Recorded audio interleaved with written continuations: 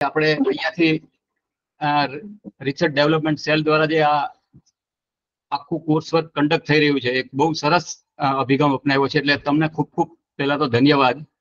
અને હવે હું મારું વક્તવ્ય શરૂ કરું પહેલા મારા વિદ્યાર્થી મિત્રોને પૂછવા માંગુ છું કે ઇંગ્લિશ, હિન્દી, ગુજરાતી એમાં તમે મેક્સિમમ ગુજરાતી હિન્દીની જરૂર પડશે કે ઇંગ્લિશ પણ થોડું આવે તો ચાલશે?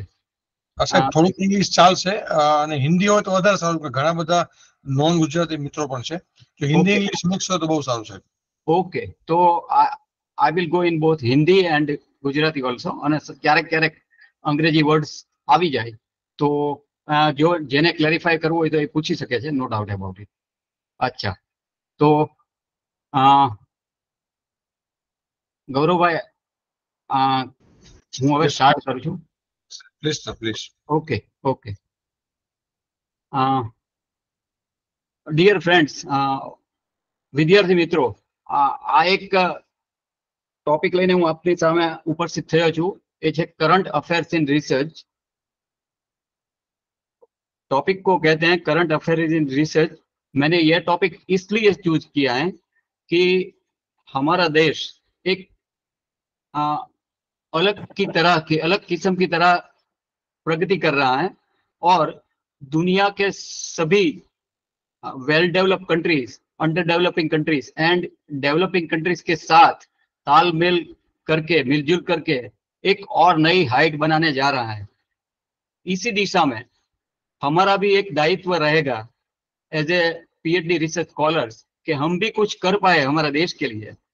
ऐसा ही नहीं, हमारे लिए, हमारे समाज के लिए और देश के लिए, सबके लिए कुछ कर जाए, क्योंकि हमारे पास बहुत सारी इंटेलेक्चुअल प्रॉपर्टीज हैं. हमारा देश में ज्यादातर यूथ काम कर रहा है आज, एंड यूथ की संख्या आप सब जानते हैं कि बहुत है. इसमें से जो भी, आप तो ऐसे यूथ हैं कि पीएचडी का कोर्स वर्क आपने शुरू किया है, आप पीएचडी की एग्जाम एंट्रेंस क्लियर करी है, आपने नेट और स्लेट क्लियर करके आप आए हैं. इसलिए आपके पास जो इंटेलेक्ट है, आपका माइंड डेवलप हो रहा है और आप करना चाहते हैं. इसलिए ये टॉपिक मैंने चूज किया है कि आप आपके फील्ड में, जो आपने फील्ड चूज किया है आपका रिसर्च का, इसमें भी थोड़ा बहुत कुछ इससे जानकारी प्राप्त हो जाए, ऐसा मेरा हेतु है. तो हम शुरू कर रहे हैं इसमें. What is meant by current affair in research? तो देखते हैं क्या होता है इसमें. करंट अफेयर એટલે કે આપણે અત્યારે જે કઈ દુનિયા સાથે તાલમેલ મેળવવા માટે જરૂરી વસ્તુઓ છે, અને આપણે રિસર્ચ એટલે આપણા સંશોધનમાં કઈ રીતે આગળ વધી શકીએ, એ માટેની એક નાનકડા 4-5 મુદ્દાઓની આજે આપણે ચર્ચા કરીશું. અત્યારે ભારતીય સંશોધન એ 2021-22 ના ડેટા, આ એક આપણી પાસે ડેટા છે, એ ઓનલાઈન ફેબ્રુઆરી 7, 2024 નો ડેટા છે. એ મેં તમારી સામે મૂક્યો છે પહેલી સ્લાઇડમાં, કે આપણે कंपैरिजन જોઈએ. अब हम कंपैरिजन की बात करें तो हमारी रिसर्च प्रोडक्टिविटी दूसरे अन्य देशों से, जो भी डेवलपिंग है और एडवांस कंट्री है, इसके साथ क्या है वो कंपैरिजन रेशियो आप देख सकते हैं कि रिसर्च पर मिलियन इनहिबिटेंट्स देखिए तो इंडिया का, यूएस का, यूनाइटेड किंगडम इंग्लैंड का, चाइना का, साउथ कोरिया और जापान का. तो ये जो देख रहे हैं हम, इस हिसाब से हम तय कर सकते हैं, थोड़ा बहुत, ज्यादा तो नहीं लेकिन थोड़ा बहुत तय कर सकते हैं कि अभी ये 2024 में हम कहाँ हैं और अब हमें क्या करना है यूएस, यूके के साथ और चाइना से ऊपर उठने के लिए हमें क्या करना चाहिए, ये बताते हैं. तो आप जरा सा देखिए कि पीएचडी प्रोड्यूस एन्युअली इन 2021, रैंक के बात करें तो 2021 में जितने इंडिया ने पीएचडी प्रोड्यूस किया है उससे कम यूके ने प्रोड्यूस किया है. लेकिन आप इसका पब्लिकेशन रेशियो देखिए तो ऑलमोस्ट ज्यादा आता है. देखिए यूएस में कितना हुआ है और कितना है. तो हम संख्या को पकड़ने से पहले उसका आउटकम प्रोडक्टिविटी क्या है, ये देखकर हम तय करना है कि हमें क्या करना चाहिए। आप देखिए चाइना में और इंडिया में produce of PhD almost same 40,000 और 53,000। इसमें पब्लिकेशंस का ये आप आउटपुट देखें तो हमने 3,06,800 पब्लिकेशन किया है, तो चाइना ने 9,78,000 पब्लिकेशन किया है। तो उस हिसाब से हम देख सकते हैं। और देखिए पेटेंट के बाद 2022 में पेटेंट कितनी है, हमारी 30,000 पेटेंट थी, वो फाइलिंग पेटेंट की बात है, और चाइना ने 7,98,000 पेटेंट का वो फाइलिंग प्रोसेस किया था। आप जापान को देख लीजिए, जापान तो टेक्नोक्रेट कंट्री है ही है, लेकिन हम अपने हिसाब से ये 2-3 देश के साथ अपना कंपैरिजन करके देख सकते हैं। तो अभी मैं किसी को डिक्रीज करने की बात नहीं कर रहा हूँ, डिसअपॉइंट करने की बात नहीं कर रहा हूँ, लेकिन मैं अपना हमारा एंथुजियाज्म बढ़े, हमारा एनकरेजमेंट आ जाए हमारे बीच, ये मेरी बात है। तो ये हमें क्या करना है, इस हिसाब से जाए। तो करंट अफेयर आप देख सकते हैं कि national, international, economical, sports, science and technology, persons in the news means media, and summit conferences, all are, these are the major field in which current affairs are going to be penetrated। ये सब major area में हमारा आधुनिक संशोधनात्मक परिस्थितियों को किस तरह हम मूल सके, किस तरह हम देख सके, ये देखना है। माइसेलिनियस बाकी जो कुछ रहा है, इसमें भी रिसर्च कैसे आगे बढ़ा सकते हैं, ये बात हमें करनी है। About real research in its authentication, अब हम बात करते हैं ऑथेंटिकेशन की। तो जब हम रिसर्च की बात करें तो उसके साथ ही आता है कि ये रिसर्च का कितना ताल्लुक रखता है सोसाइटी के साथ, दुनिया के साथ, मानव जात के साथ कितना ताल्लुक रखता है। तो authenticity is the main base for the research. तो हम रिसर्च को किस तरह से देखते हैं, आपने आपके प्रीवियस मेरे साथी लेक्चर्स के साथ में आपने रिसर्च किया, डिफाइन वेल तरह के किया होगा, लेकिन ये जो मैं आपके साथ रखना चाहता हूं ये वर्ड, ये इसकी एक अलग सी वैल्यू होती है। तो ये बात हम कर रहे हैं। तो आप देखिए what is meant by research. મિત્રો રિસર્ચ ખરેખર શું છે, જેને આપણે સંશોધન કહીએ છીએ। શોધવું એટલે સર્ચ। શોધની અંદર તો એબ્સોલ્યુટ ઝીરો જેવી વાત છે કે કોઈ પણ વસ્તુ જેને આપણે નવી શોધ કહીએ, જેમ કે હું રસાયણશાસ્ત્રનો વિદ્યાર્થી હોવાથી એવું કહી શકું કે આવર્ત કોષ્ટકની અંદર રહેલા તત્વોની શોધ થઈ, જે પહેલા આપણને ખબર નહોતી, એને એ શોધ।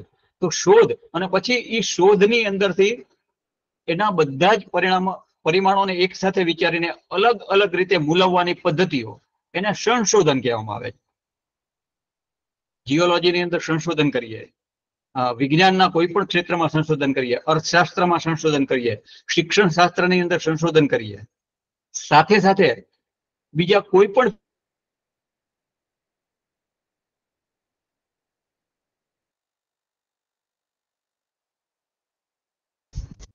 Just a minute, just a minute. Chirag આવે છે.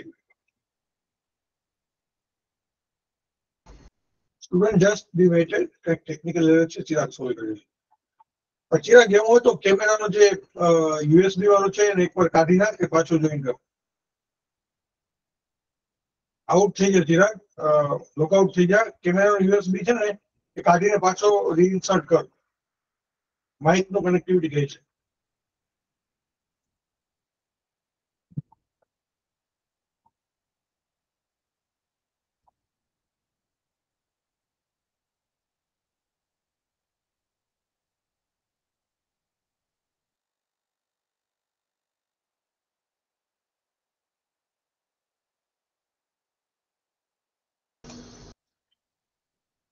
Okay, audible.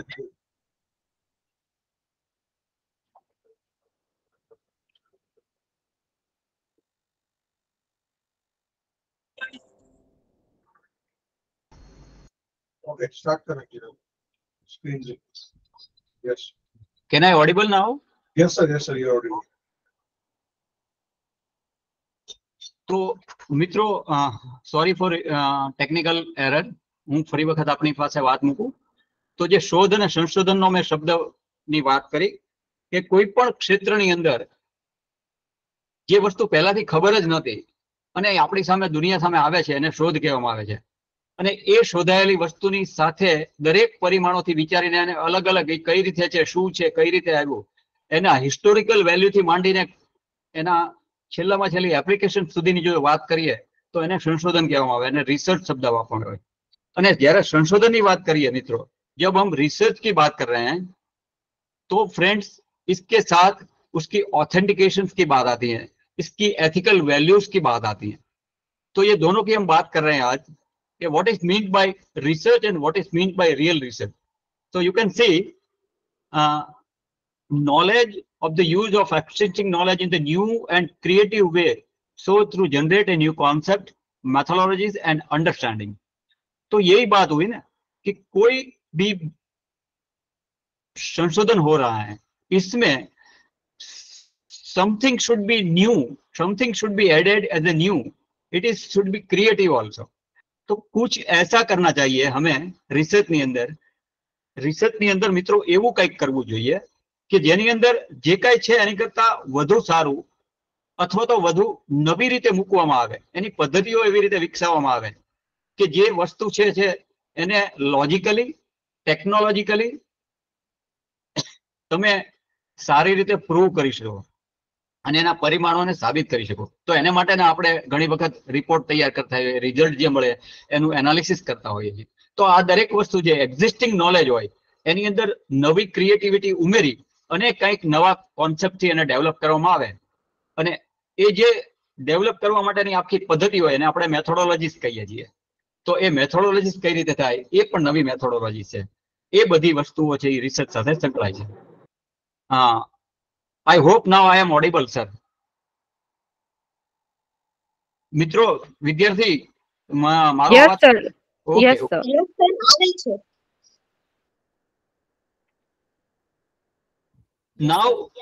Now we can talk about the real research.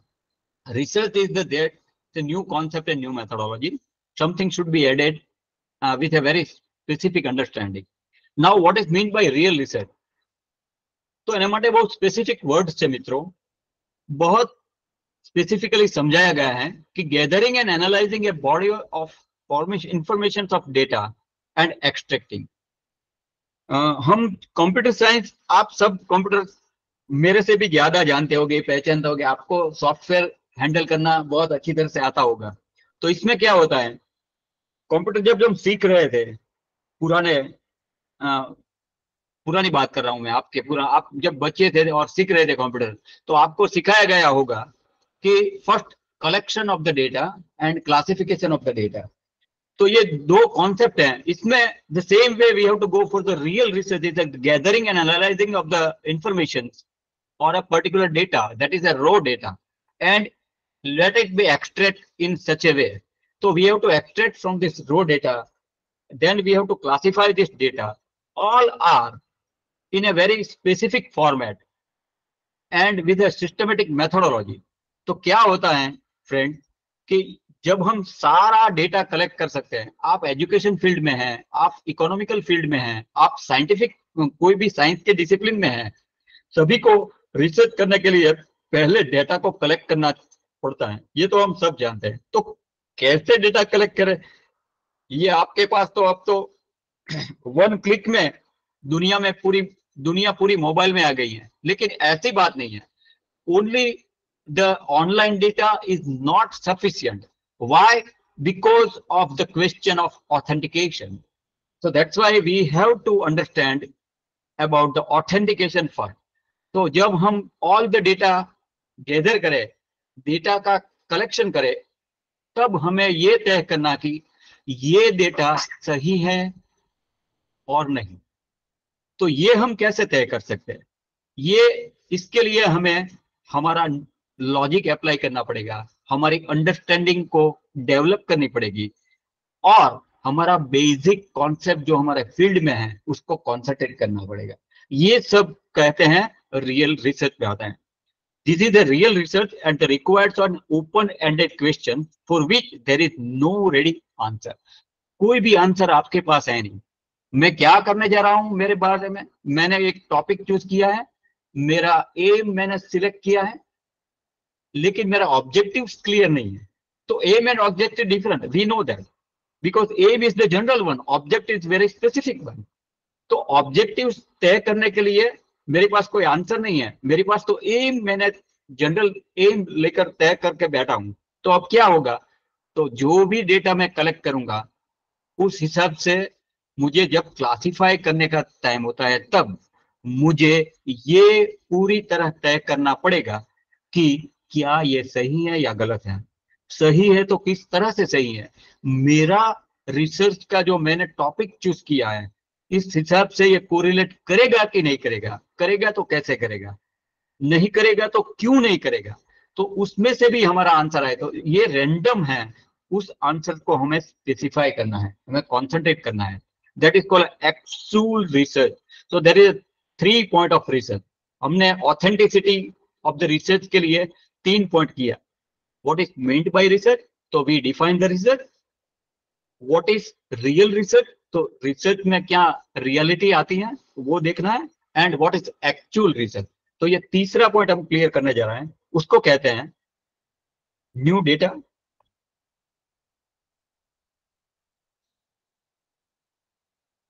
Actual research को कहते हैं new data, new method, new analysis and finally new criticism. New data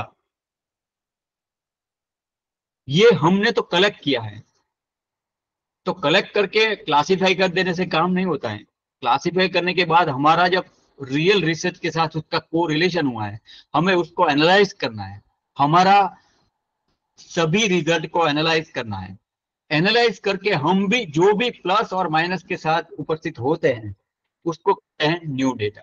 ये हमारा डेटा होगा, हमारा अपना डेटा होगा। किस तरह से होगा डेटा, तो जो भी हमने मेथड उसके लिए अप्लाई किया है, एग्जिस्टिंग मेथड थी उससे हम थोड़ा बहुत प्लस और माइनस गए, उसको कहते हैं डेविएशन इन मेथोडोलॉजी। तो हमने डेविएट करके एक नया मोड दिया है मेथड को, तो that is a new method. This new method के साथ न्यू डेटा आपके पास जो आ सकते हैं वो डेटा का आपको सिंक्रोनाइज करके वेरी कॉन्सेंट्रेटेड मोड में लाके उसको प्रेजेंट करना है। तो ये होता है new analysis. Data and method are directly concerned with the analysis. Analysis के पार्ट होते हैं। एनालिसिस का फर्स्ट पार्ट होता है approach to the method, develop the method, if it is required then deviate the method, and then perform the experiment or do the analysis, collect the data, classify the data and present the data. ये part of analysis हुआ है। इस सभी पद्धति को कहते हैं new data, new method, new analysis. And finally you have to come up, आपको न्यू क्रिटिसिज्म से साथ आप जो भी प्रेजेंट कर रहे हैं, आपने एक बहुत अच्छा रिजल्ट दिया। मैं एक बात कर रहा हूं, कोई भी आपके आप सभी स्टूडेंट में से कोई भी एजुकेशन वाले भी हो गए, तो एक एजुकेशन का एग्जांपल लेके जा रहे हैं। एजुकेशन फील्ड में क्या करते हैं हम कि स्टूडेंट का और टीचर्स का और प्राइमरी टीचर्स का और सेकेंडरी का कुछ हम टॉपिक लेके आए हैं। हमने एक बहुत बढ़िया क्वेश्चनरी बनाए हैं, सिस्टम बनाए हैं। इसमें से हम सभी को देते हैं, उसका डेटा कलेक्ट करके उसका एनालिसिस करके हम अपना रिपोर्ट लिखते हैं। तो ये जब हम बताते हैं at that time we are adding our perception, our ideas, our knowledge inside to writing about the result or finding. तो इससे साथ कोई आपके साथ कोई सहमत होगा और नहीं भी होगा, दोनों हो सकता है। जो सहमत है वो तो ठीक है चलो, लेकिन कोई सहमत नहीं है तो वो पॉइंट आउट करेगा ये कैसे हो सकता है, ये ऐसे नहीं है ऐसे है, उसके साथ भी उसके कोई परिमाण है, उसके साथ उसके कोई डेटा और रिजल्ट है जो मैच नहीं हो सकते हैं। तो at that time what you should do, आप इस हिसाब से क्या करना है, छोड़ देना है? नहीं, आपने जो किया है वो सही है, एक बार और देखो, उन्होंने किया है वो सही है, एक बार इसके भी देखो, दोनों को मैच करो और दोनों का पॉइंट आउट करो कि ये criticism it is not correlate और रिलेटेड। रिलेट होता है तो इसमें से कुछ नया मिलेगा, कोरिलेट नहीं है तो छोड़ दो, it is the new criticism. आपका अलग है, उसका भी अलग है, तो ये अलग है, ये आपको प्रूव करना पड़ेगा। तो ये प्रूव करने के जो बात होती है उसका आप इन्वेस्टिगेशन करते हैं, it is called actual research, that is actual research. तो ये सब हमें जानकारी मिलती है और ये सब आता है करंट अफेयर्स में। अभी ऐसा नहीं है कि आपने एक बात बना दी और रिसर्च में एक कोई स्टूडेंट है साइंस का, उन्होंने एक्सपेरिमेंट कर दिया, बहुत अच्छा रिजल्ट आया, अच्छी पब्लिकेशन हो गई, बात खत्म। ऐसा नहीं होता है। Actual research is a way to fight with the finish.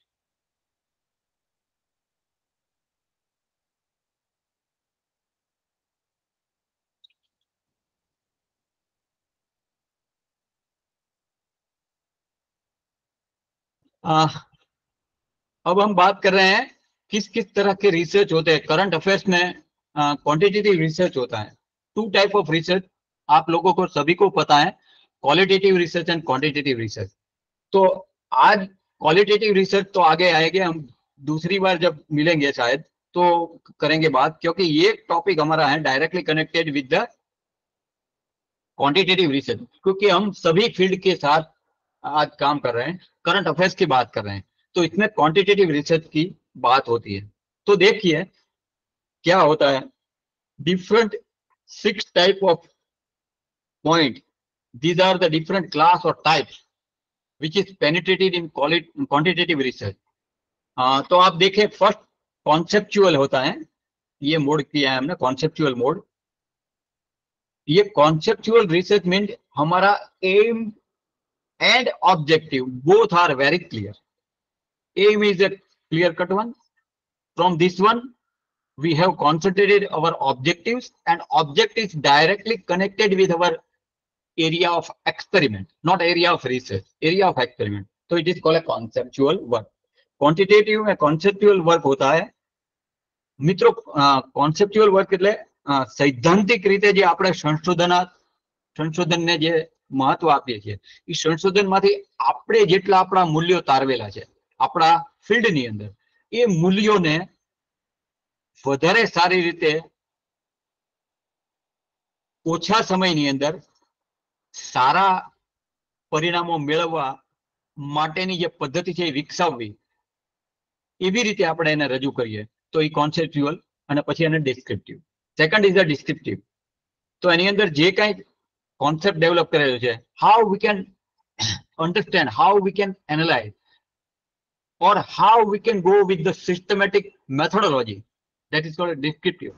કોઈ પણ મિત્રો આની અંદર ફક્ત સાયન્સ નહીં, બધી જ ડિસિપ્લિન આવી જાય, कॉन्सेप्ट एंड डिस्क्रिप्टिव मैनर नहीं, दोनों सभी आ जाता है इसमें। कॉन्सेप्चुअल वर्क के साथ डिस्क्रिप्टिव वर्क कैसे करें, और ये डिस्क्रिप्टिव वर्क करने के लिए हमें क्या क्या टूल्स को अप्लाई करना पड़ेगा, वे हम आगे देखेंगे। आप कॉन्सेप्ट को बताने के साथ हमें जो भी फील्ड में जा रहे हैं उसके साथ कोई भी फील्ड आता है इसमें हमारा रिसर्च में, तो how we can correlate this field, so it is called a co-rational, co-real and is a rational approach, it is a co-rational approach of the quantitative research। तो इसमें क्या करेंगे वे हम देख रहे हैं आगे। बाद में आता है another class is a casual comparative quasi experiment, comparative and quasi experiment. आप इकोनॉमिक्स में रिसर्च कर रहे हैं, आप कॉमर्स मैनेजमेंट में रिसर्च कर रहे हैं, आप साइंस के फील्ड में, आप लैंग्वेजेस में इंग्लिश संस्कृत, और में भी आप सोशल वर्क में रिसर्च कर रहे हैं, तो ज्यादातर एजुकेशन एंड सोशल वर्क में और कॉमर्स एंड मैनेजमेंट में कंपैरेटिव स्टडी आता है। कंपैरेटिव स्टडी के लिए आपको जो भी एक्सपेरिमेंट करना पड़ता है उसको आप एक ही कंपैरिजन करेंगे या एक से ज्यादा कंपैरिजन करेंगे, और किस तरह की कंपैरिजन करेंगे, ये कंपैरिजन जरूरी है कि नहीं है, और ये कंपैरिजन से हमें जो रिजल्ट मिलेगा वो हम कोरिलेट कर सकते हैं कि नहीं, कोरिलेट किसके साथ करना है, तो हमारा ऑब्जेक्टिव इससे क्लियर होता है कि नहीं, इससे कोरिलेट करने की बात कर रहा हूं मैं। तो हमारा ऑब्जेक्टिव क्लियर हो जाए, इस तरह का कंपैरेटिव एंड कॉज एक्सपेरिमेंट होना चाहिए। तो ये एक्सपेरिमेंट की बात जब हम करते हैं तो इसमें करंट अफेयर ऐसा कह रहा है हमारा रिसर्च का, हमारा इंडियन पर्सपेक्टिव से हम बात करें तो ये क्या होता है कि जो भी हम कंपैरिजन कर रहे हैं फ्रेंड्स, ये अंडर डेवलप एंड डेवलप की कर रहे हैं, ऐसा नहीं होता है। Develop to develop, under develop and developing to developing, जो भी आपके हिसाब से कर रहे हैं उसके साथ कंपैरिजन होना चाहिए, that is called casual comparison. And quasi experiment can be demonstrated, quasi experiment can be demonstrated in the way how you correlate। मैं एक आपको उसका एग्जांपल देना चाहूंगा यहाँ पे कि हमारे हमने 2020 में हमारा पूरा देश ने नई education policy, new education policy अपनाई है। We have adopted NEP. इसमें हमने तय किया है, हमारी गवर्नमेंट ने हमें कितने सारे फील्ड दे रखे हैं कि जो भी फील्ड में आप काम करना चाहते हो उसमें कर सकते हो। 2 और 3 डिग्री का स्टडी एक साथ भी कर सकते हो। आपको साइंस के साथ म्यूजिक पढ़ना है तो म्यूजिक पढ़ सकते हो। तो ये आप कैसे कोरिलेट करेंगे, आप इसमें भी कुछ करना चाहते हो। देखो मैं एक आपको बहुत अच्छी बात बताना चाहता हूं यहाँ पे। आप सभी को कोई ना कोई, किसी न किसी बहाने आप म्यूजिक सुनते होगे। जब भी आप you want to get relax, if you are so much stress you want to get music, तो आपको म्यूजिक पसंद है। क्यों पसंद है? किसी ने कभी सोचा है कि म्यूजिक हमें क्यों पसंद है? कोई पुराने हिंदी फिल्म के गाने सुनते हैं, कोई नए गाने सुनते हैं, कोई मिडिल के गाने सुनते हैं, कोई दूसरा सुनते हैं, कोई विदेश के गाने सुनते हैं। ये सब है क्या? क्यों हम ये सब देखते हैं? हम मूवी देखते हैं क्यों? To get relax. हम अपने आप को थोड़ा दूर ले जाने के लिए, फिर से रुक रिकूप करने के लिए कह रहे हैं। तो ये क्या होता है, इसमें होता है कि हमारा जो न्यूरो ट्रांसमिशंस है वो सप्रेसिव ऑर्डर में थे, वो एक्टिव मोड में आ जाते हैं। तो ये जो है इसके कहते हैं suppressive to active relation, that is a correlation. And this correlation only can be possible if we are taking keen interest in music instead of we are science student or education students or economic students, whatever we are। तो ये कैसे होता है? कभी आप अभी अभी आप सोचने लगेंगे कि म्यूजिक से क्या क्या हो गया। हमारे संस्कृत के जमाने में, पुराने, हमें तो ऋषि मुनि का देश है फ्रेंड्स। उसमें कहते हैं, एक संस्कृत में बहुत बहुत बड़ा वेद का वाक्य है, यहाँ कोट करना चाहूंगा आपके साथ। अति सर्वत्र वर्जयेत, ये वेद का कोट है। ज्यादातर किसी को नुकसान पहुंचता है, कुछ ज्यादा नहीं होना चाहिए। ज्यादा रिसर्च भी नहीं होना चाहिए, रिसर्च भी हमारे तय, हमारे अंडरस्टैंडिंग के मुताबिक होना चाहिए। हमारी अंडरस्टैंडिंग के बाहर रिसर्च का कोई मतलब नहीं होता। इस तरह जो भी काम करो वो एक मर्यादा के साथ होना चाहिए। तो ये होता है कॉजी एक्सपेरिमेंटल, और आपकी मर्यादा से आप डेटा कलेक्ट करेंगे, और डेटा कलेक्ट करके आप बताएंगे कि मेरा ये एक्सपेरिमेंटल रिसर्च है। तो this cycle it is a class of quantitative research. Current affairs के साथ इसको जोड़ा जाए तो हम ये बहुत अच्छी तरह से कह सकते हैं कि current research is based on all this thing, not only 1 or 2 things, all this things are there. इसीलिए हमें competitive and quantitative, I am not talking about qualitative, I am talking about competitive and quantitative। तो quantitative research के लिए competitive research को भी साथ लगाना पड़ेगा।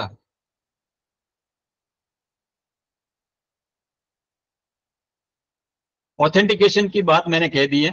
आप समझ जाएंगे। Now I am going, are we ready to accept this authentication? आपको अब मालूम हो गया होगा फ्रेंड्स कि ऑथेंटिकेशन क्यों रिक्वायर है, व्हाई वी नीड ऑथेंटिकेशन। हमारा सभी का आंसर यह थी, yes sir.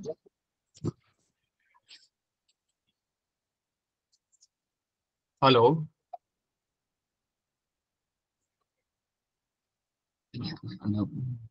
Yes, sir, you are audible, sir. okay, now audible? Yes, sir. Okay. Yes, sir. So we are ready to accept this authentication?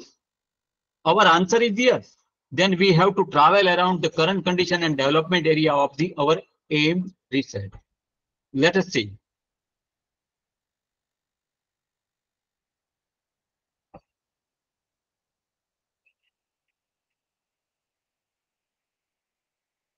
A basic understanding of our selected area of research. तो ये हम देखते हैं one by one. हमारी basic concept of problem क्या होना चाहिए, ये सब मैं बात कर रहा हूँ करंट अफेयर्स के साथ जुड़ी हुई बात है।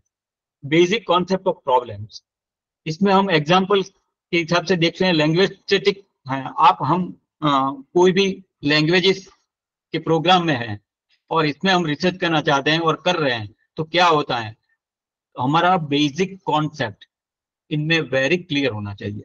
हिस्टोरिकल हिस्ट्री में और किसी सोसाइटियल वर्क की बात में हमें तय करना है, हिस्टोरिकल प्लेस को जानने के लिए तय करना है, खास करके हिस्ट्री एंड जियोलॉजी बोथ के लिए ये सब है।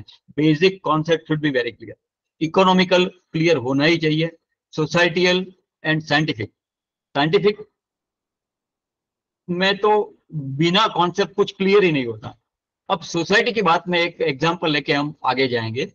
Society, societal directly connected with society research, that means हम ह्यूमन बीइंग के साथ जुड़े हुए कोई भी प्रॉब्लम्स का रिसर्च कर रहे हैं, तो इसमें हमारा कॉन्सेप्ट बहुत ही क्लियर होना चाहिए कि हम किस सोसाइटी से की बात कर रहे हैं।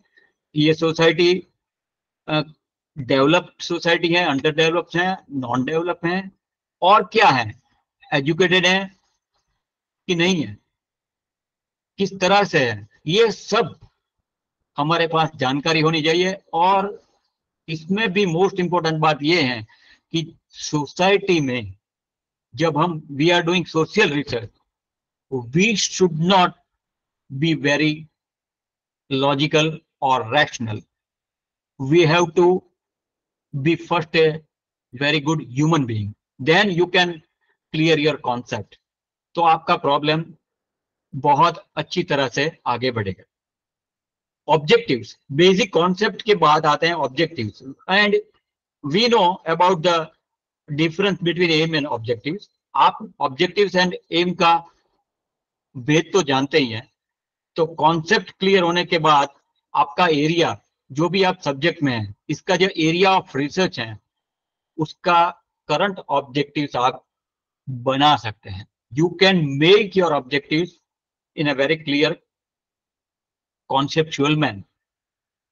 बाद में आता है हाइपोथेटिकल आउटकम्स। मैं हाइपोथेटिक की बात आपको करने जा रहा हूं, इसके साथ ही इन ए बेसिक अंडरस्टैंडिंग में हाइपोथेसिस जो भी कुछ है नहीं, लेकिन हम लिख सकते हैं ऐसा ऐसा होना चाहिए, मेरे हिसाब से ये है तो ये है, वो है तो वो है, लेकिन ये है और वो है, दोनों की बात हम कर सकते हैं, लेकिन ये वो नहीं है ऐसा भी हम नहीं कह सकते।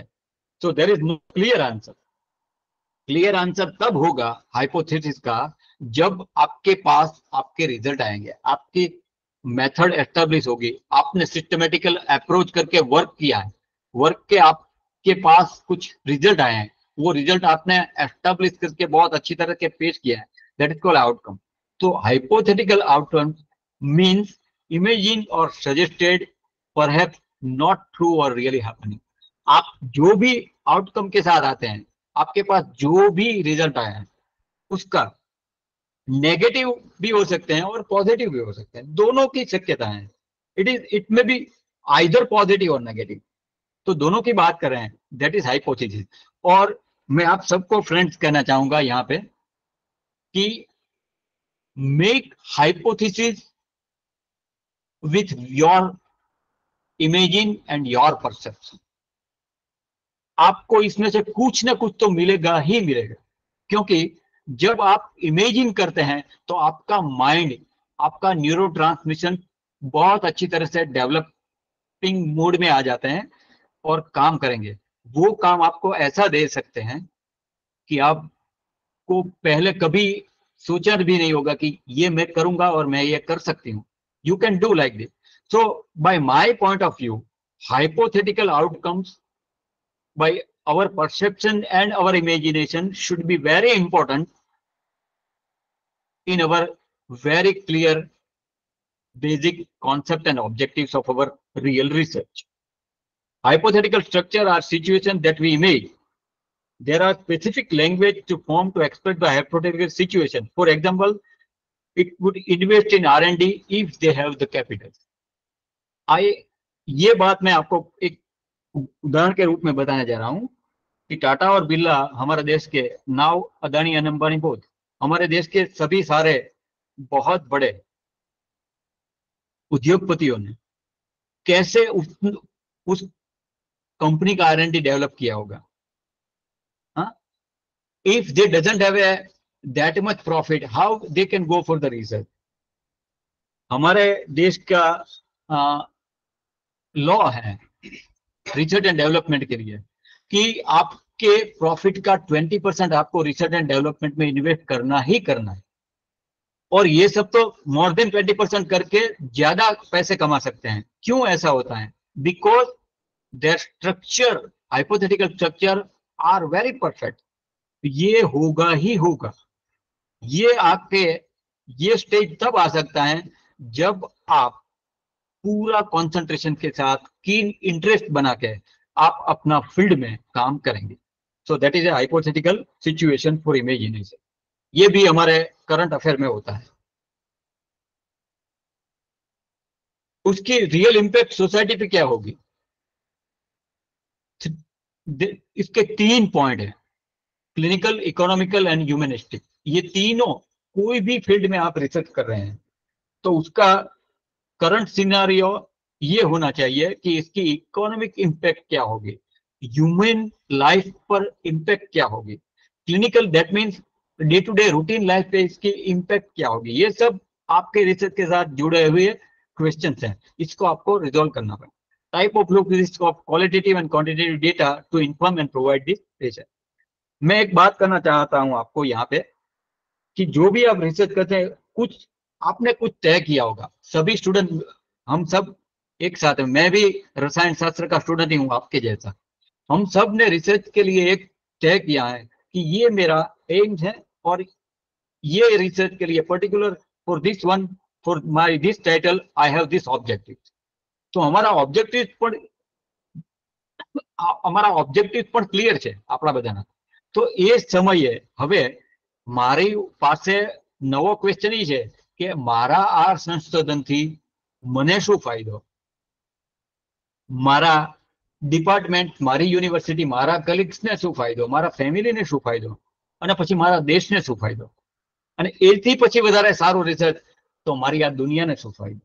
આ દરેક વસ્તુ જે એને real impact on the society એમ કહેવામાં આવે છે, real impact on the world એમ પણ કહી શકાય આપણે।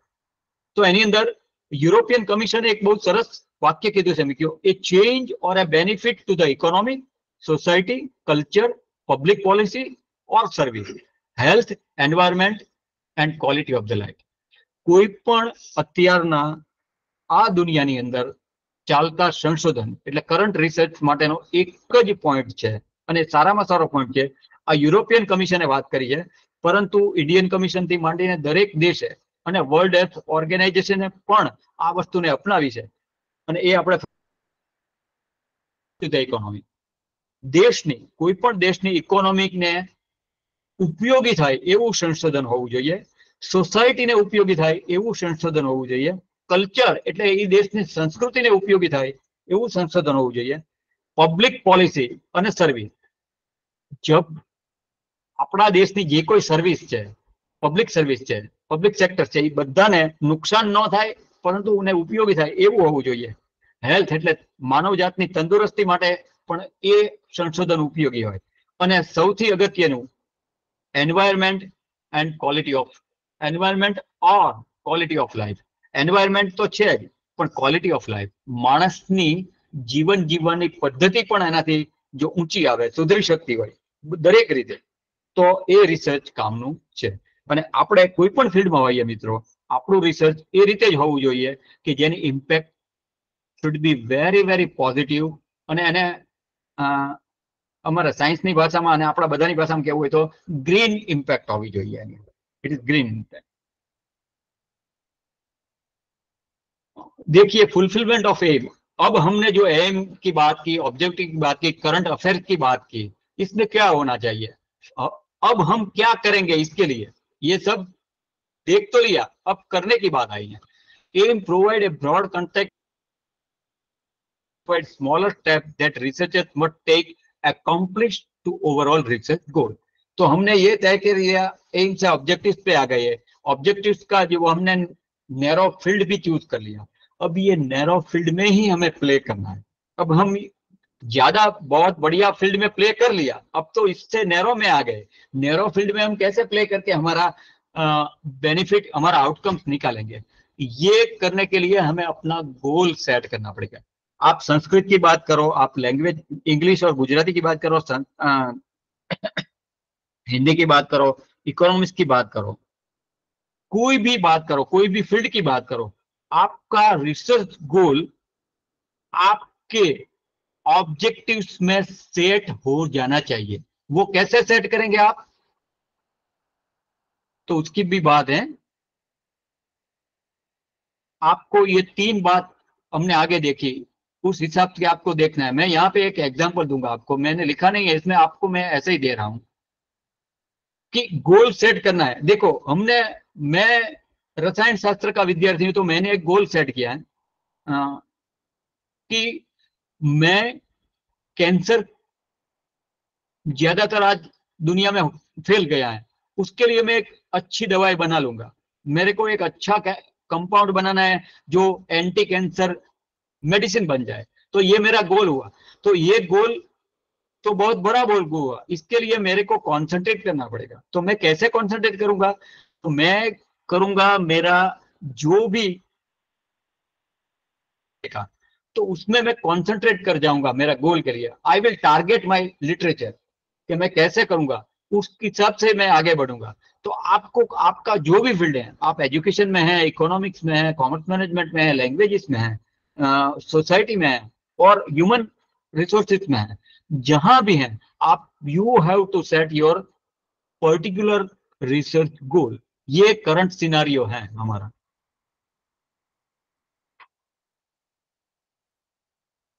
नाउ गोल सेट करके इसकी मेथड हम कैसे डेवलप करेंगे, हम उसको एप्लीकेबल रिसर्च कैसे बनाएंगे, इसकी बात थोड़ी मैंने यहाँ पे की है. Applied research is a type of research that attempt to find the practical solution of existing problem. आपने जो गोल किया, तय कर लिया, वो प्रॉब्लम है आपका, उसका प्रैक्टिकल सॉल्यूशन निकालना अब आपके लिए जरूरी बन गए हैं. वो कैसे आप करेंगे, प्रैक्टिकल सॉल्यूशन कैसे निकालेंगे, तो जो आपका प्रॉब्लम है उसकी आप क्वेश्चनरीज बनाएंगे. इसमें क्या क्या कॉन्सिक्वेंसेस है, ये क्यों ये हम सोच रहे हैं, ऐसा होगा कि नहीं होगा, होगा तो कैसे होगा, नहीं होगा तो हम क्यों नहीं हो पा रहा है. तो इसके लिए भी आपको एक प्रॉब्लम क्वेश्चनरीज बनानी पड़ेगी, और आपको इसके एक्सपेरिमेंट सेट करने पड़ेंगे. एक्सपेरिमेंट में आपके जो भी रिजल्ट मिले, तो इसके बाद से आपको रिवर्स रेशियो अप्लाई करना पड़ेगा. इस हिसाब से आप प्रैक्टिकल सब स्टेप्स हैं, इसको कहते हैं attempts to find the practical solution. तो ये सब अटेम्प्ट्स आपको करना है.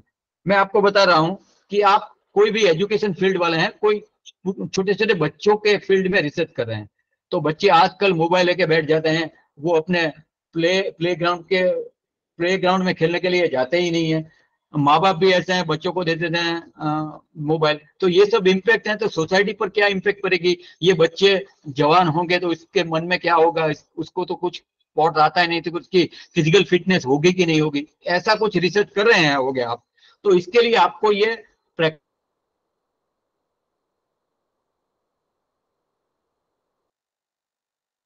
खाना पीना पड़ेगा, उसकी माइंड सेटअप को देखना पड़ेगा, ये सब आपको करना पड़ेगा.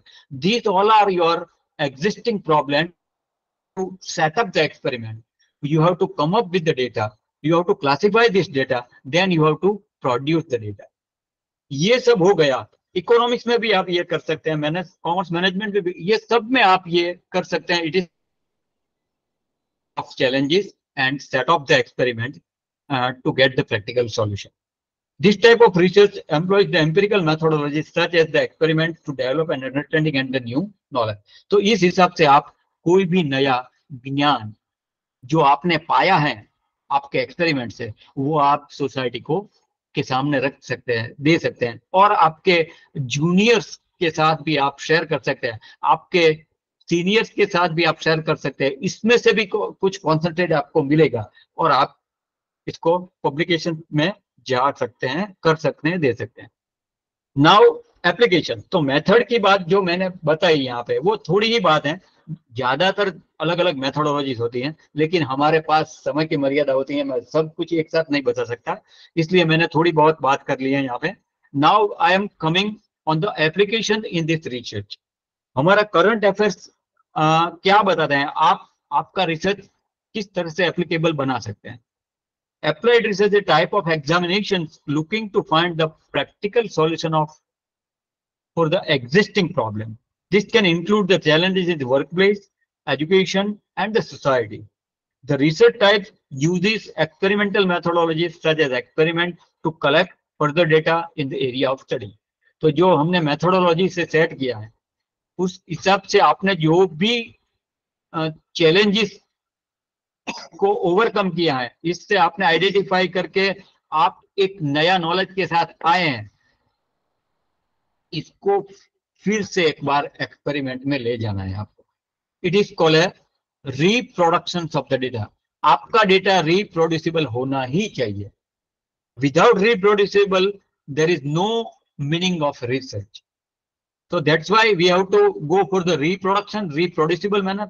आपने एक बात तय कर ली. मैं आपको बता रहा हूं एक बात यहाँ पे कि किसी ने कोई इकोनॉमिकल स्टडी कर रहा है, इकोनॉमिकल इम्पैक्ट पे स्टडी कर रहा है, तो उन्होंने कलेक्ट कर लिया है डेटा और इसके साथ ये कह रहा है कि ये हमारे मार्केट कैप में ये है, वो है, हमारी शेयर बाजार इस तरफ फ्लक्चुएटिंग हो रही है, अब ज्यादा बढ़ेगी कि और नहीं बढ़ेगी, कोई भी कर रहा है, शेयर स्टॉक मार्केट की बात कर रहे हैं, तो उसमें उसको एक बार देख लेने से ये हो गया, ऐसा नहीं होता है. इसको भी they have to go for the re experiment to get the reproductivity और reproducing result. Then they can analyse and they can put it front. तो ये सब करते हैं शेयर मार्केट के एक्सपर्ट. कभी एक बात में कह नहीं देते हैं, वो बार बार एक्सपेरिमेंट करके देख लेते हैं कि ऐसा होगा होगा होगा, बाद में कहते हैं ये होने वाला है. तो ये सब हो रहा है यहाँ पे. Now the correlations of technology in the research. ये मैं आपको बहुत करंट अफेयर्स की बात करने जा रहा हूं अभी मेरी 2-3 स्लाइड में. ये कोरिलेशंस ऑफ द टेक्नोलॉजी. आज सभी को मालूम है कि चैट जीपीटी आ गया है. गुजराती में लिखो, आपको बहुत बढ़िया इंग्लिश करके वो दे देगा, आपको बहुत बढ़िया संस्कृत करके वो दे देगा, आपको सब कुछ जो भी चाहिए वो देगा चैट जीपीटी वाले.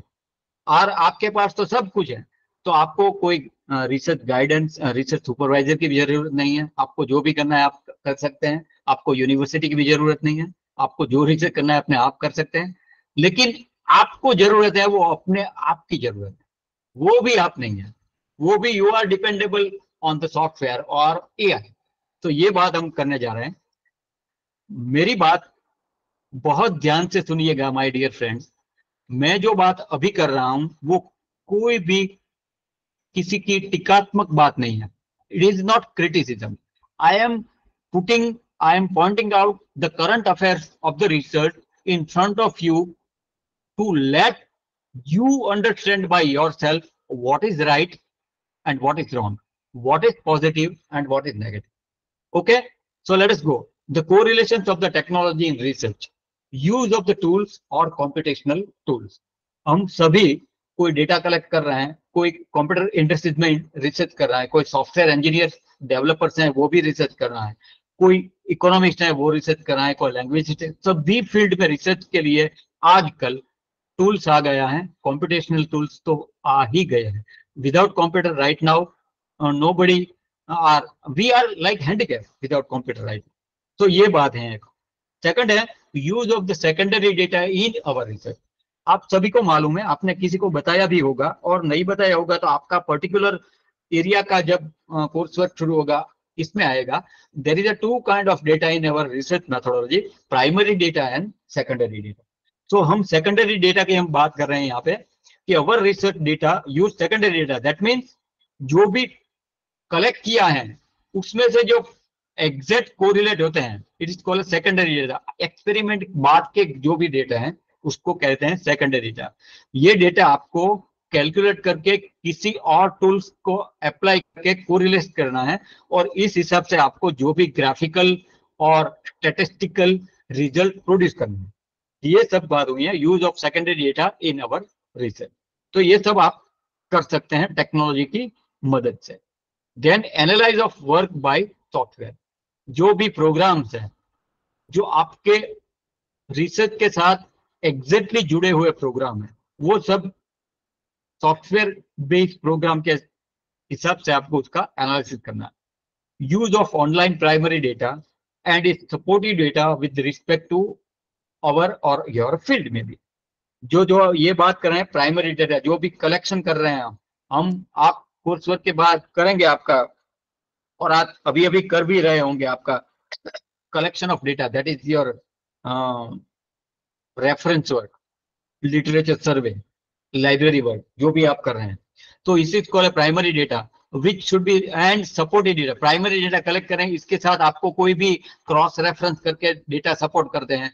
आपने किसी क्वेश्चनरीज बनाई है, उसकी बैंक बनाई है, बैंक के हिसाब से आपको कोई पब्लिक सेक्टर और प्राइवेट सेक्टर और एनजीओ से कुछ कलेक्ट करना है सपोर्टिव डेटा के हिसाब से, तो ये आप कर सकते हैं.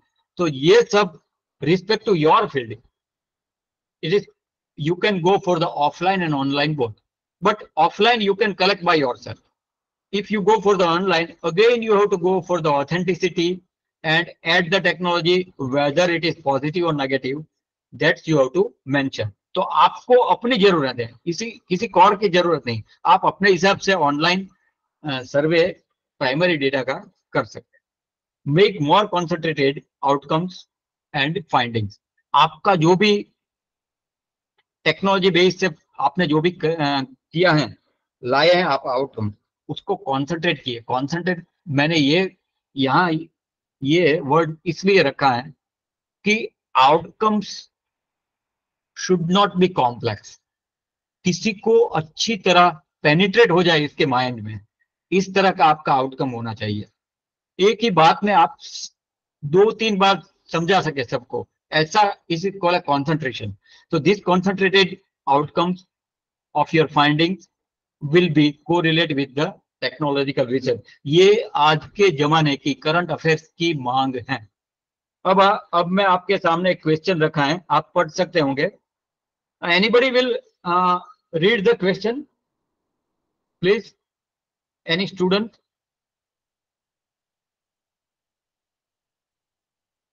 Hello. Researcher or technology which will drive new knowledge. Okay. तो आप क्या समझे इस क्वेश्चन से? Which will drive new knowledge? Researchers और टेक्नोलॉजी? मैंने आंसर तो लिखा है, लेकिन आप क्या समझते हैं इससे?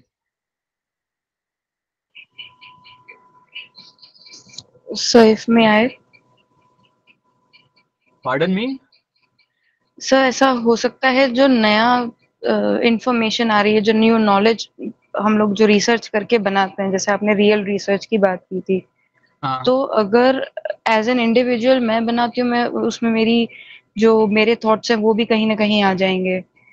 और अगर हम टेक्नोलॉजी के थ्रू करते हैं, जैसे चैट जीपीटी आपने बताया कि वो पूरा का पूरा रेडी करके दे देगा, तो it's just replication of data, कि उसके पास जो ऑलरेडी इंफॉर्मेशन है उसने वही एक तरीके से इकट्ठा करके हमें दे दी है, उससे ज्यादा कुछ नहीं है. ओके. तो मेरा ये आंसर है 50-50 वाला, उसके साथ सहमत है? नहीं सर, मैं थोड़ा बायस्ड हूँ ह्यूमंस की तरफ के, जो ह्यूमंस वाला है ना वो ड्राइव ज्यादा करेंगे न्यू नॉलेज को। Okay, good, very good. So thank you sir. you are with the ratio may be different, right? Yes definitely sir, लेकिन Okay, टेक्नोलॉजी का हाथ रहेगा, वो तो है। okay, okay, good. Anybody else wants to give the answer?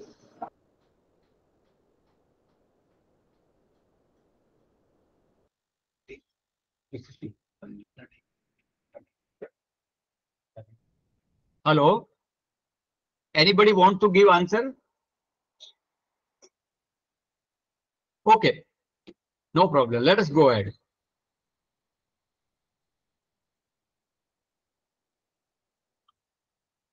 आपने बहुत अच्छी बात बताई, जो जिसने मुझे जवाब दिया। सर मेरा नाम विनती है। Very good, I appreciate your answer. Thank you sir. अब आपको ये देखना है कि रिसर्चर्स और technology which will drive the new knowledge. तो आपको कुछ नहीं करना है, let your work to speak. आपका वर्क को बोलने दीजिए, आपको कुछ नहीं बोलने का। हमें कुछ नहीं बोलना है, हमें कुछ कहना भी नहीं है किसी को कुछ, अपना वर्क को बोलने देना है। ऐसा research, it is the requirement of current scenario of the world. One of the most significant trends shaping the future of research is the rapid development of technology, from big data analytics, machine learning, and artificial intelligence (AI) is changing the way we conduct research and opening new avenue for the scientific inquiry. एक science के लिए ही artificial intelligence का प्रयोग नहीं होता है मित्रों, आप सब सुन लीजिए। मैं भी ये देख रहा हूं, आप भी देख रहे हैं, हम सब देख रहे हैं कि आजकल एआई का एप्लीकेशन जो उपयोग हो रहा है वो कब तक जाएगा ये हमें मालूम नहीं।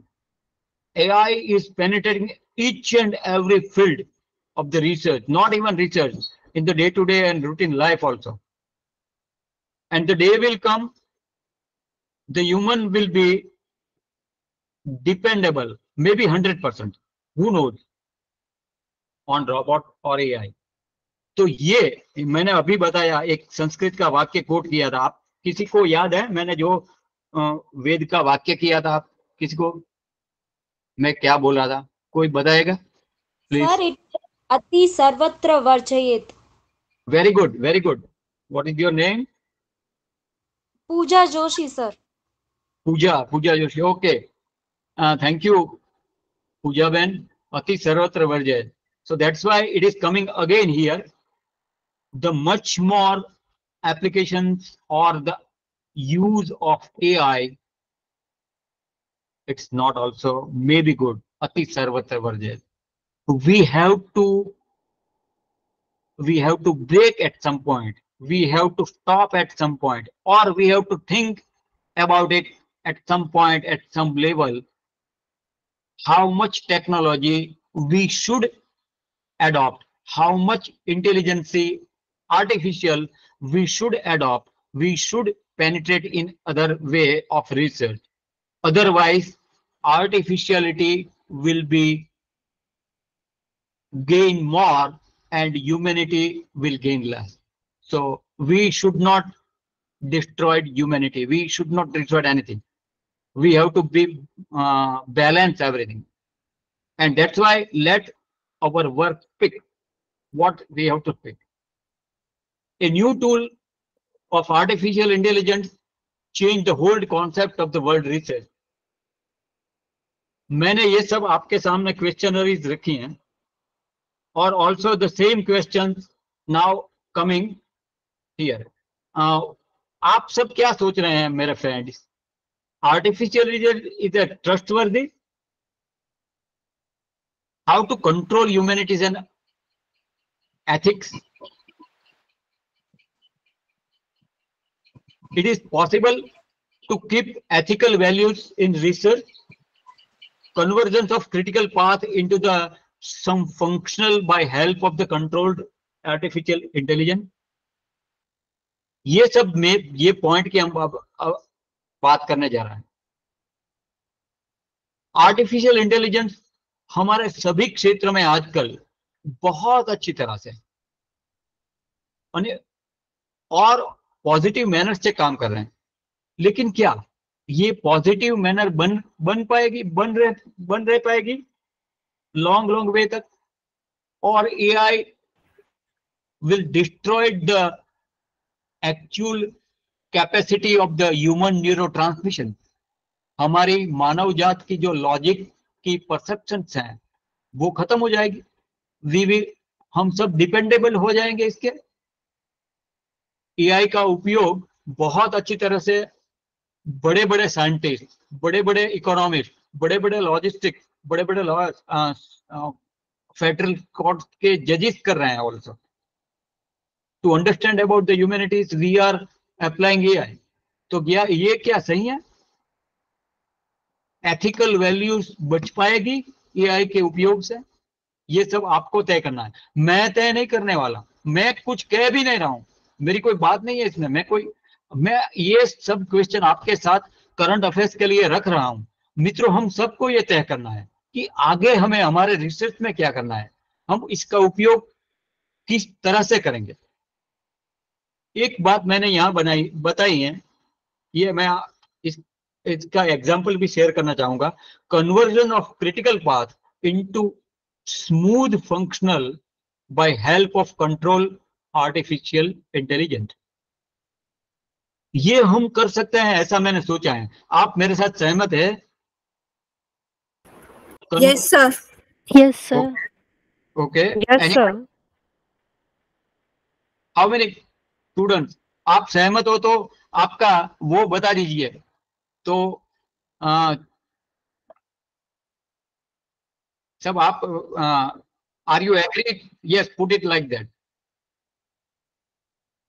सो कन्वर्जन, तो ये बात हुई. तो ये मैंने देखा है कि अवर क्रिटिकल पाथ को स्मूथ फंक्शनलिटी में लाने के लिए हमें एआई का उपयोग करना ही चाहिए. लेकिन एआई हमारा उपयोग नहीं करना चाहिए. Let not overcome AI on your logic, on your ethics, on your perceptions, or your way of thinking about research. You have to be control AI to let convert your critical pathway into smooth functional way, right? आपने आप समझ सकते हैं ना मेरी बात, मैं जो कहने जा रहा हूँ? Yes, sir. Okay. Yes, sir. Yes, sir. Yes, sir. Okay. Now give me the answer of the same question on the previous slide. Researchers or technology, which will be drive new knowledge? आपको यहाँ answer तो कोई 50-50 नहीं आना चाहिए, यहाँ तो कुछ आंसर आना चाहिए. कौन सा आंसर आएगा यहाँ पे? Researcher. Very good, absolutely right. Researchers. Very good, very good. Researcher. तो आपने देख लिया ना कि पहला हमारा जो परसेप्शन था, हमारा थिंकिंग मोड था, उससे करंट सिनारियो में हम गए तो हमारा थिंकिंग मोड बदल जाता है. हम एग्जैक्ट रिजल्ट, एग्जैक्ट आंसर पे आ सकते हैं. हमने ही तय कर लिया, हमने ही चूज कर लिया. यहाँ पे 2-3 स्लाइड में ही हमने चूज कर लिया. तो हमारा way of perception, way of thinking, way of presentation of our mind और our intellect, it is totally in our control. And that's why हमारा थिंकिंग प्रोसेस, हमारा थॉट प्रोसेस कभी भी बंद नहीं होना चाहिए और हमें इसको कभी भी सप्रेसिव मोड में नहीं लाना चाहिए. क्योंकि आर्टिफिशियल इंटेलिजेंस का उपयोग हमें इस तरह करना होगा कि हमने जो भी तय किया है, हमारा एम्स, और उस एम से हमारा ऑब्जेक्टिव, वो ऑब्जेक्टिव कंप्लीट क्लियर हो जाए, फुलफिल हो जाए और हमारा रिसर्च का आउटकम बहुत बढ़िया मिले, तो हम आगे बढ़ सकते हैं. लेट अस सी एआई का ये कित आप सबने तो देखा है कि ये सब फील्ड में आजकल एआई का प्रयोग होने जा रहा है. हो ही रहा है और बहुत अच्छी तरह से होता है। हेल्थ केयर में, ऑटोमोबाइल में, फाइनेंस में, सर्वाइवलेंस में, सोशल मीडिया में, एंटरटेनमेंट में, एजुकेशन में, स्पेस में, गेमिंग में, रोबोट्स में, एग्रीकल्चर में, इकोनॉमिक्स में, ये सभी में ये सब है। इससे ज्यादा आप भी इसमें ऐड कर सकते हैं, अलग अलग फील्ड, अलग अलग एप्लीकेशंस आप भी सेट कर सकते हैं इसकी। तो क्या करें? Such tools, machine learning algorithm interpret, uncovered the patterns what that can help to reduce। ये AI का उपयोग हम कई किस तरह से हमारे रिसर्च में करें? डेटा एनालिसिस के लिए, which research to outcome produce, attempting to use the ideas, words, work and another field to let it be।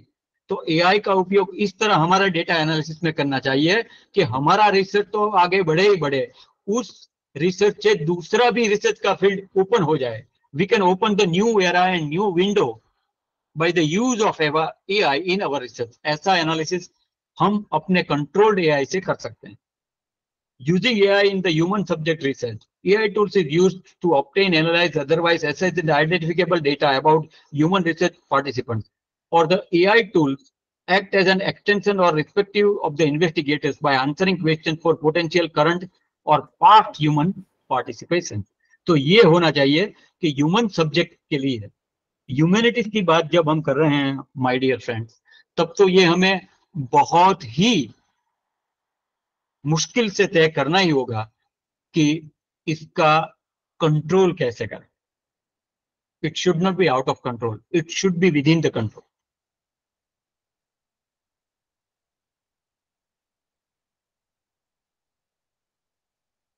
आपको स्लाइड दिख रहे हैं? I am audible also? Yes sir, yes Yes, sir. Yes, sir. Yes, sir. Okay, thank you. Overall current scenario in our academic research. तो हम अब मैं वो concluding की ओर जा रहा हूं कि हमारे करंट सिनारियो एकेडमिक रिसर्च में क्या है। What are the current trends in our academic research? Current trends in academic research include the rise of open access publishing, emphasis on interdisciplinary studies, and the integrations of technology for the data analysis। तो हम जो ये सब एक साथ करेंगे तो बहुत बढ़िया काम हमारा भी हो जाएगा और ये करंट ट्रेंड के साथ हम हमारा तालमेल हो सकेगा, तो इससे हम बहुत बढ़िया आउटकम भी ला सकेंगे। What is the scenario in the research? Scenario analysis is conducted to analyze the impact of possible future events in the system performance by taking into account of several alternative outcomes. Scenarios present different options to future development paths resulting the varying outcomes and the corresponding application। तो हमें दो तीन बात यहाँ बहुत अच्छी तरह के जान लेनी चाहिए कि हमें जो अपना वर्क है उसको बहुत अच्छी तरह के हार्ड वर्क के हिसाब से करेंगे। जो भी टूल्स का और कॉम्पिटिशनल टूल्स का और AI का उपयोग करेंगे वो कंट्रोल्ड करेंगे, हम अपने हिसाब से करेंगे और इंटरडिसिप्लिनरी वर्क करेंगे, मल्टी डिसिप्लिनरी वर्क भी करेंगे और ये सब डेटा का इंटीग्रेशन करके टेक्नोलॉजिकल बेस्ड एनालिसिस भी करेंगे। तो हमारा आउटकम बहुत अच्छा ही रहेगा, इसमें कोई भी शक नहीं है। हमारे देश की क्या जरूरत है? हम सब, you all are young, enthusiastic and dynamic personalities with very intellect mind. So this is my suggestion that we need to understand before we penetrate ourselves in the experimental field. In the beginning of your research, what is the need of our nations? We need to understand fruitful outcomes from our research। ये हमारे देश की जरूरियात है कि हमारा outcome बहुत fruitful हो, more and more applicability of our findings. तो ये आपका बहुत बढ़िया काम हो सकता है, देश का भी बढ़िया काम हो सकता है। Direct and indirect benefits from our work, जो भी direct benefit to our self and our society and indirect benefits to our nation. Expansion of the research field by adding our hard work and knowledge in order to reduce the consequence. हमारे जो भी heddles हैं वो सब को reduce करने के लिए हमारा रिसर्च फील्ड इतना एक्सपांड करिए, मल्टी डिसिप्लिनरी वर्क भी कर सकते हैं, इंटर डिसिप्लिनरी वर्क भी कर सकते हैं, और साथ में टूल्स का उपयोग कंट्रोल करके भी कर सकते हैं। ये सब करके नॉलेज को बढ़ा के एक नया आयाम तय कर सकते हैं, and we can reduce consequences also. So this is the way understand and overcome what are some of the current trends and challenges in the academic research, technology and innovation. Technology and innovation, interdisciplinary and collaborative work, publication and impact, and ethics and society. ये 4 points हमें हमेशा के लिए अपने mind में open secret की तरह रखना है कि क्या करेंगे, क्या नहीं करेंगे, क्या सही है, क्या गलत है। और सभी बात में एक बहुत बढ़िया बात होती है कि करंट अफेयर के साथ जुड़ रहकर अपना रिसर्च को आगे बढ़ाए।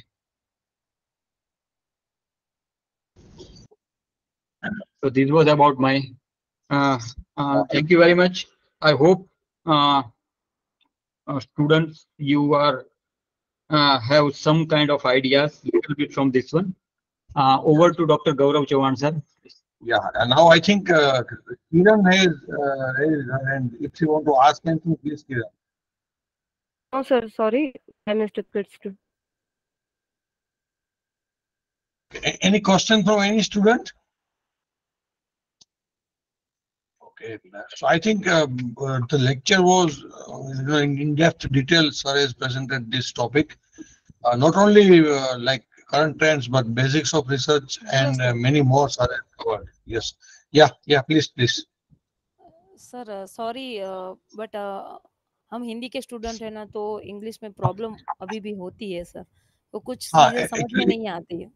हाँ, तो मैडम आपको यही रिक्वेस्ट है कि देखो पीछे तो पूरा हिंदी में कोई एक्सपर्ट थोड़ा वो रहेगा, हम फिर भी रिक्वेस्ट करते हैं कि they are trying to cover in Gujarati, Hindi as well, लेकिन आपको कोई भी टॉपिक अगर समझ में ना आए, ठीक है, तो इसीलिए हमने सेशन आंसर रखा है कि आपको एटलीस्ट पॉइंट आप नोट कर लो, so that you can ask at the end of the session. आप बोल सकते हो कि भाई मुझे ये पॉइंट जो आपने इंग्लिश में बोला था ये मुझे समझ में नहीं आया है, ठीक है। हम हर ट्राई कर रहे हैं। आई थिंक आज आपने नोटिस भी किया होगा कि सुबह से मैक्सिमम हिंदी गुजराती को हमने यूज किया, ओके। और अभी भी अगर सर ने बुलाया है, मतलब जो समझाया है वो मैं पूरा यूट्यूब पे लेक्चर डालूंगा। प्रोफेसर भट्ट यहीं पर हमारे मतलब यूनिवर्सिटी के फैकल्टी मेंबर है, so whenever you are visiting, मतलब जब भी आप यहाँ आते हो तो आप उनको मिलकर ये बात पूछ सकते हो, इवन आप अभी भी पूछ सकते हो, ठीक है। Yes, any time, any student most welcome. आप कभी भी पूछ सकते हैं, अभी भी पूछ सकते हैं, और कभी भी आके भी पूछ सकते हैं। और मैं and of the course work में हर एक जो एक्सपर्ट है उनकी ईमेल आईडी और फोन नंबर आपसे शेयर करूंगा।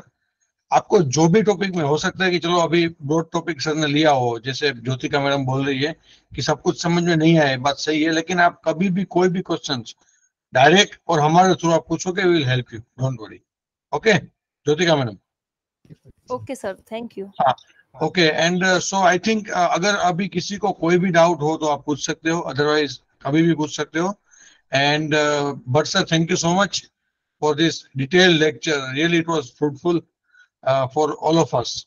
Thank you, Dr. Gaurav. Thank you, Dr. Gaurav, again giving me opportunity with the student. It's our pleasure, sir. I hope student may enjoy. Many students really, actually it was in depth, sir. I was hoping, but it was really in depth lecture. बदे सभी student को ये बोलना चाहूंगा कि आज का जो सेशन है हम यहाँ पर समाप्त कर रहे हैं। कल टोटल 4 लेक्चर है, but all are interesting. First lecture, क्योंकि देखो अभी आप पीएचडी कर रहे हो, जैसे वाइस चांसलर सर ने स्टार्टिंग में बोला था इनोवेशन में कि पीएचडी करोगे तो आप कुछ इनोवेशन, कुछ रिसर्च, कुछ इंटेलेक्चुअल प्रॉपर्टी राइट्स, कुछ पेटेंट फाइल करने के आप सोचोगे। तो जब रिसर्च कर रहे हो तो आपको कब क्लिक होना चाहिए कि ये मेरा रिसर्च पेटेंट लेवल का है, या फिर पब्लिकेशन लेवल का है, या फिर कोई मतलब एक्स्ट्रा ऑर्डिनरी आप इनोवेशन कर सकते हो। So our like Dr. Murugesh Trivedi जो कल आपका सबसे पहला लेक्चर लेंगे ऑन रिसर्च से आप कैसे आगे बढ़ सकते हो। यू नो छोटी छोटी पैटर्न होती है। हमने मतलब अभी एक वर्कशॉप अटेंड किया था BSIB में। देयर आर सेवरल पीपल कि उन्होंने एक पैटर्न करके आज मतलब they are earning like anything, crores में अर्न कर रहे हैं एक रिसर्च एक इनोवेशन से। ओके सो क्योंकि हम लोग रिसर्च शुरू कर रहे हैं। ऐसा होता है ना कि देखो वो स्विमिंग करने जाते हैं कुछ भी सीखते हैं तो बड़े लोगों को प्रॉब्लम होता है सीखने में, स्केटिंग वगैरह, लेकिन छोटे बच्चे होते हैं ना उनको तुरंत सब कुछ आ जाता है। उसी तरह क्या होता है कि रिसर्च में जब हम नए नए आ रहे हैं तब हमको एक ओरिएंटेशन मिल रहा है। So it is very easy to you know guide you even to develop your idea, to streamline your thoughts. तो इसीलिए हम ट्राई कर रहे हैं कि डाइवर्स क्या बोलते हैं फैकल्टी मेंबर को लाया जाए डाइवर्स आइडिया के साथ। तो कल का लेक्चर आपको सबको एनीवे अटेंडेंस इज कंपलसरी, लेकिन इन्वॉल्व रहना।